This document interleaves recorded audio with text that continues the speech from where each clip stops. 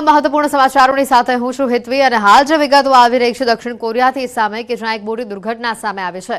એક પ્રવાસી વિમાન દુર્ઘટનાગ્રસ્ત થતા 179 પ્રવાસીઓના મોત થઈ ગયા છે। લેન્ડિંગ સમયે જ પ્લેન ક્રેશ થઈ ગયું। મુવાન ઇન્ટરનેશનલ એરપોર્ટ ઉપર આ દુર્ઘટના બની છે। લેન્ડિંગ સમયે રનવે ઉપર પ્લેન ક્રેશ થયું જેનો આ વિડીયો પણ સામે આવ્યો છે। વિમાનની અંદર 175 યાત્રી અને 6 ક્રૂ મેમ્બર સવાર હતા અને લેન્ડિંગ સમયના દ્રશ્યો બતાવી રહ્યા છે કે જેમાં પ્લેન ઘસરાય છે રનવે ઉપર અને અચાનક જ તેમાં બ્લાસ્ટ થઈ જાય છે। આ ઘટનામાં 179 લોકોના મોત થયા છે। વિમાન દુર્ઘટનાગ્રસ્ત થતા 179 પ્રવાસીઓના મોત અને લેન્ડિંગ સમયે જ આ વિમાન ક્રેશ થયું। કઈ રીતે આ ક્રેશ થયું, કયા કારણોસર ક્રેશ થયું તે મહત્વની વાત જાણી શકાયું નથી, પરંતુ લેન્ડ થઈ ગયું છે, રનવે પરથી પસાર થઈ રહ્યું છે આ વિમાન અને ઘસરાય છે તે જમીન ઉપર અને અચાનક જ તેમાં ધુમાડો થઈને આગ ભભૂકવા લાગે છે। આ ઘટનામાં 179 લોકોના મોત થયા છે। 175 પ્રવાસીઓ અને 6 ક્રૂ મેમ્બર તેની અંદર સવાર હતા। રાજકોટથી અન્ય સમાચાર છે। આરોગ્ય કેન્દ્રમાં સ્ટાફે કર્યું છે તાપણું। પોતાનું અને અન્યના જીવને જોખમમાં મૂકતા આ દ્રશ્યો સામે આવ્યા છે। શાપરના આરોગ્ય કેન્દ્રનો વિડીયો સામે આવ્યો છે। આરોગ્ય કેન્દ્રની અંદર 15થી વધુ લોકો હાજર હતા અને જ્યાં તાપણું છે ત્યાં સેનેટાઇઝરની બોટલો પણ જોવા મળી છે। કેન્દ્રમાં કોઈ દુર્ઘટના ઘટે તો જવાબદાર કોણ તે હાલ સૌથી મોટો સવાલ છે। જાગૃત નાગરિકે આ વિડીયો બનાવ્યો છે ત્યારે સમગ્ર મામલે ન્યૂઝ 18 પણ સવાલ કરી રહ્યું છે। આરોગ્ય કર્મીઓની આ બેદરકારીને લઈને સવાલ ઉભા થઈ રહ્યા છે। આરોગ્ય કેન્દ્રમાં દુર્ઘટના ઘટે તો જવાબદાર કોણ તે સૌથી મોટો સવાલ ઉભો થઈ રહ્યો છે। અહીંયા આ સાથે દવાઓના સ્ટોક વચ્ચે તાપણું કેમ કરવામાં આવ્યું, વધુ માહિતી મેળવીશું। સંવાદદાતા હાર્દિક જોડાઈ ચૂક્યા છે ફોન લાઈન ઉપર। હાર્દિક, આ ખૂબ જ મોટી બેજવાબદારી ભર્યું કહેવાય। બાજુમાં સેનેટાઇઝરની બોટલો છે ને અહીંયા લોકો તાપણું કરી રહ્યા છે એ બી કેન્દ્રની અંદર।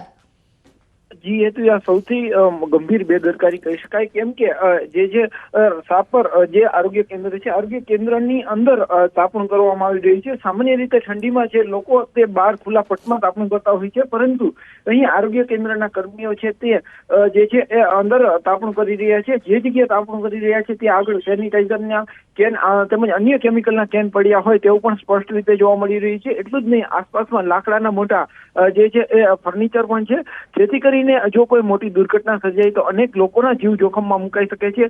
જે લોકોએ તાપણું કર્યું છે તેમની ખૂબ જ ગંભીર બેદરકારી કહી શકાય। રાજકોટ સહિત સમગ્ર દેશમાં હચમચાવી નાખનાર અગ્નિકાંડની ઘટના બાદ પણ જે શીખ લેવી જોઈએ એ શીખ હજી આ લોકોએ લીધી નથી તેવું સ્પષ્ટ રીતે જોવા મળી રહ્યું છે। પોતાની સાથે સાથે અન્ય લોકોના જીવ પણ જોખમમાં મુકતા હોય તેવું સ્પષ્ટ રીતે સામે આવી રહ્યું છે। ત્યારે આ મામલે હવે જે જિલ્લા વિકાસ અધિકારી તેમજ જિલ્લા આરોગ્ય અધિકારી કેવા પગલાં લે છે તે પણ સૌથી મહત્વનું છે। જી હતી હાર્દિક, સૌથી મોટી વાત એ છે કે સેનેટાઇઝરની બોટલ બાજુમાં હતી। જો આ બોટલો ઢોળાત કે એ બોટલોમાં આગ ફેલાત તો આખું આ કેન્દ્ર કદાચ બળીને ખાક થઈ ગયું એવી નોબત પણ આવી શકતી હતી અને એમાં આ જે લોકો તાપણું કરી રહ્યા છે એ લોકોને પણ ઈજા પહોંચી શકતી હતી। એટલે હાલ આ એક બહુ મોટો સવાલ ઉભો થઈ રહ્યો છે। વિડીયોના આધારે તંત્ર દ્વારા કોઈ કાર્યવાહી કરવામાં આવી છે આમાં? આ સમગ્ર મામલે અત્યારે જે જિલ્લા વિકાસ અધિકારી છે તેમના દ્વારા પણ આજે તપાસના આદેશ આપ્યા હોવાની પણ વાત સામે આવી રહી છે, પરંતુ આ જે છે સમગ્ર બેદરકારી છે, કેટલીક ગંભીર બેદરકારી છે તે એ જ દ્રશ્યો પરથી સામે આવી રહ્યા છે। બિલકુલ બાજુમાં સેનિટાઈઝર એટલે કે જે અગ્નિને ઝડપથી જે અગ્નિવાહક પણ કહેવાય છે તે બોટલ છે તે અને એમની બાજુમાં જ તાપણું કર્યું છે। અત્યારે જે રાજકોટ સહિત સમગ્ર સૌરાષ્ટ્રમાં કડકડતી ઠંડી પડી રહી છે। ઠંડીથી બચવા માટે કદાચ આ જે લોકો છે તે બહાર પણ તાપણું કરી શકતા હોત, પરંતુ તેમને પોતાની સાથે અન્ય લોકોના જીવને પણ જોખમમાં મૂક્યા છે। ત્યારે આ મામલે છે અત્યારે તપાસના આદેશ આપવામાં આવ્યા છે। કોની કેવી બેદરકારી છે અને કેવી કાર્યવાહી થઈ છે તે પણ જોવાનું રહ્યું છે। બિલકુલ, આભાર હાર્દિક માહિતી બદલ। અને હવે વાત કરીશું ઠંડી રાજમકારાની।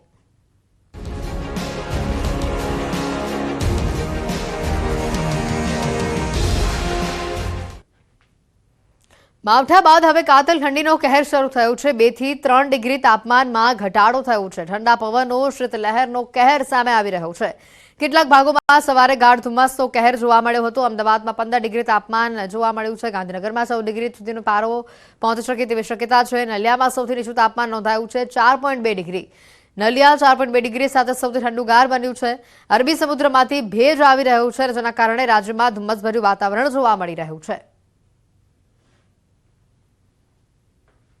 आने वाले दिनों के लिए जो गुजरात स्टेट के लिए फोरकास्ट है उसमें ड्राई वेदर प्रिवेल करेगा और मिनिमम टेम्परेचर की बात करेंगे तो मिनिमम टेम्परेचर में 2 से 3 डिग्री की गिरावट दर्ज होगी आने वाले 24 घंटे में। उसके बाद टेम्परेचर नो लार चेंज में रहेगा। और मिनिमम टेम्परेचर रियलाइज़ की बात करेंगे तो मिनिमम टेम्परेचर जो अहमदाबाद में रियलाइज़ हुआ है वो 16.5 डिग्री सेल्सियस और गांधीनगर में 16 डिग्री सेल्सियस। और अहमदाबाद गांधीनगर के लिए जो फोरकास्ट दिया जा रहा है मिनिमम टेम्परेचर का, तो अहमदाबाद के लिए 15 और गांधीनगर के लिए 14 डिग्री सेल्सियस मिनिमम टेम्परेचर का फोरकास्ट है। और पूरे गुजरात स्टेट की बात करेंगे जहाँ पे सबसे कम मिनिमम टेम्परेचर रिकॉर्ड हुआ है वो है नलिया 4.2 डिग्री सेल्सियस। સુરત જિલ્લાના વાતાવરણમાં પલટો આવ્યો છે। વહેલી સવારે બારડોલી, મહુવા, કીમ, કોસંબા સહિતના વિસ્તારમાં ગાઢ ધુમ્મસ જોવા મળ્યું। ગાઢ ધુમ્મસની સાથે પવનો પણ ફૂંકાઈ રહ્યા છે। હાઈવે તેમજ શહેરી વિસ્તારમાં વિઝિબિલિટી ઘટી અને જેના કારણે વાહન ચાલકો પરેશાન થયા। સુરત જિલ્લામાં વાતાવરણમાં પલટો આવ્યો છે। વહેલી સવારે બારડોલી, મહુવા, કીમ, કોસંબા સહિતના વિસ્તારમાં ગાઢ ધુમ્મસ છવાયું। ગાઢ ધુમ્મસની સાથે પવન પણ ફૂંકાયો। હાઈવે તેમજ શહેરી વિસ્તારમાં વિઝિબિલિટી ઘટી અને જેના કારણે વાહન ચાલકો પરેશાન થયા।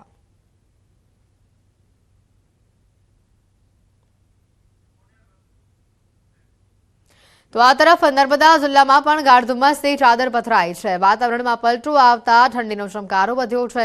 રાજપીપળા, તિલકવાડા, કેવડિયા સહિતના વિસ્તારોમાં ગાઢ ધુમ્મસ જોવા મળ્યું। મુખ્ય માર્ગો પર વિઝિબિલિટી ઘટતા વાહન ચાલકોને અસર પહોંચી। વાહનોની લાઇટો ચલાવી ચાલકો ધીરે ધીરે વાહન હંકારતા જોવા મળ્યા। 8 વાગ્યા સુધી સ્ટ્રીટ લાઇટો પણ જાહેર માર્ગો પર ચાલુ જોવા મળી।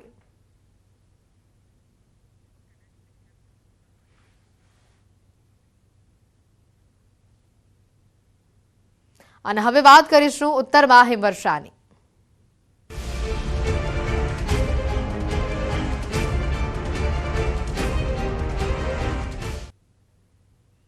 ઉત્તરાખંડના પિથોરાગઢના ઊંચા વિસ્તારોમાં ભારે હિમવર્ષા થઈ રહી છે। સ્થિતિ એ છે કે ચીન અને નેપાળ સરહદને અડીને આવેલા આ વિસ્તારો સંપૂર્ણપણે બરફની ચાદરથી ઢંકાઈ ગયા છે। જો કે ભારે હિમવર્ષાના કારણે સ્થાનિક લોકોને ભારે મુશ્કેલી પડી રહી છે, પરંતુ વ્યાસ ઘાટીમાં નેપાળ બોર્ડર પર એસએસબી 2 ફૂટ બરફમાં પણ સરહદોની સુરક્ષા કરવામાં વ્યસ્ત છે। લગભગ 10,500 ફૂટની ઊંચાઈ પર એસએસબી જવાનોની હિંમત દરેકના દાંત પીસવા માટે પૂરતી છે। ઉપરથી સતત હિમવર્ષા અહીંયા થઈ રહી છે અને ત્યારે આવી સ્થિતિમાં આ સૈનિકો 2 ફૂટ ઊંડા બરફમાં કામ કરી રહ્યા છે। તો આ સાથે જ ઉત્તરાખંડના રુદ્રપ્રયાગમાં આ સ્થિતિ છે। હવામાનમાં આવેલા ફેરફાર બાદ છેલ્લા 3 દિવસથી કેદારધામ, તુંગનાથ ધામ, મહામહેશ્વર ધામ, મદમહેશ્વર ધામ સહિતના ઉચ્ચ હિમાલયના વિસ્તારોમાં ભારે હિમવર્ષા થઈ રહી છે। નીચાણવાળા વિસ્તારોમાં ઠંડીનો પ્રકોપ વધ્યો છે। કેદારનાથ ધામમાં મંદિર પરિસરની આસપાસ બરફની સફેદ ચાદર પથરાયેલી છે। આજે પણ ધામમાં હિમવર્ષા ચાલુ છે। આઈટીબીપીના જવાનો હિમવર્ષાની વચ્ચે ધામમાં ફરજ પર છે।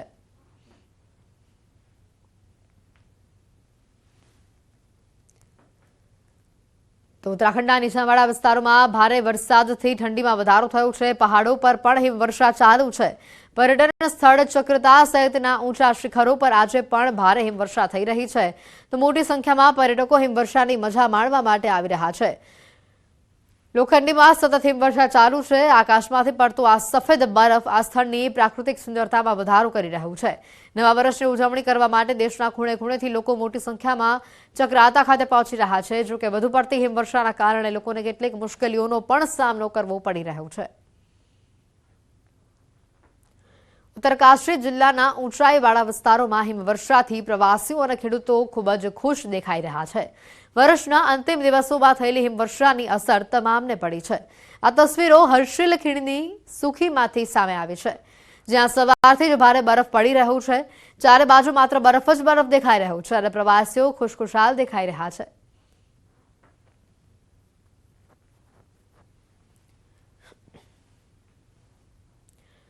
उत्तराखंडना बद्रीनाथ धाम हेमकुंड साहिब वेली ऑफ फ्लावर्स विश्व प्रसिद्ध पर्यटन स्थल औली में सतत हिमवर्षा चालू है। तमाम ट्रेकिंग मार्गों पर भारे हिमवर्षा थई रही है, तो बीजी तरफ बद्रीनाथ मंदिरों में लगभग 5 फूट बरफ जामी गयो है। बद्रीनाथ धाम आसपास तमाम घरों और होटलों बरफथी ढंकाई गया है। 2 दिवसथी पहाड़ों में वरसाद पड़ी रह्यो छे अने जेना कारणे नीचाणवाळा विस्तारों में वीजળી व्यवस्था तूटी गई है। रस्ताओं पर पण बरफ है और जेने हटाववानुं काम चाली रह्युं छे।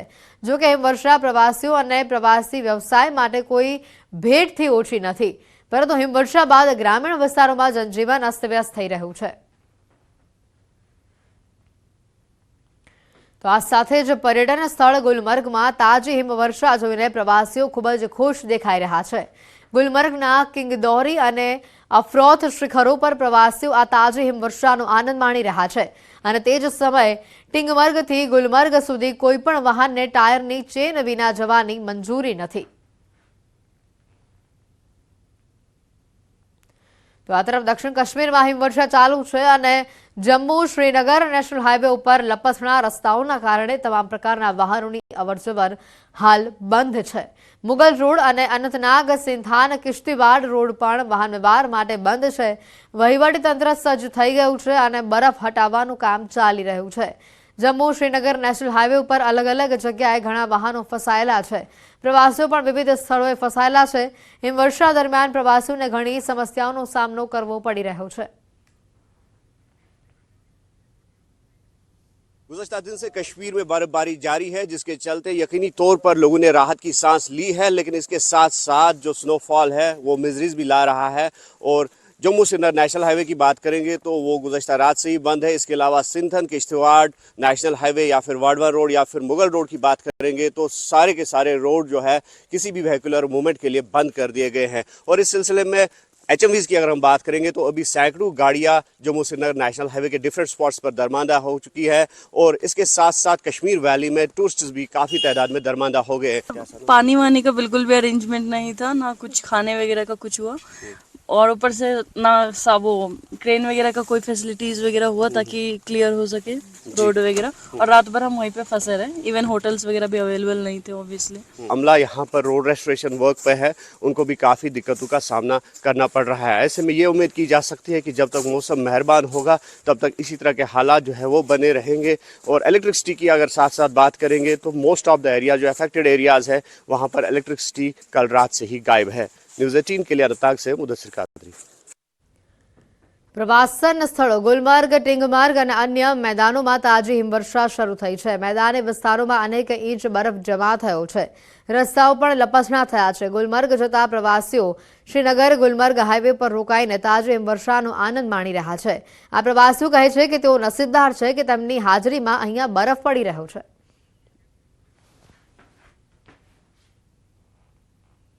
સમાચારોમાં હાલ રોકાઈશું એક બ્રેક માટે.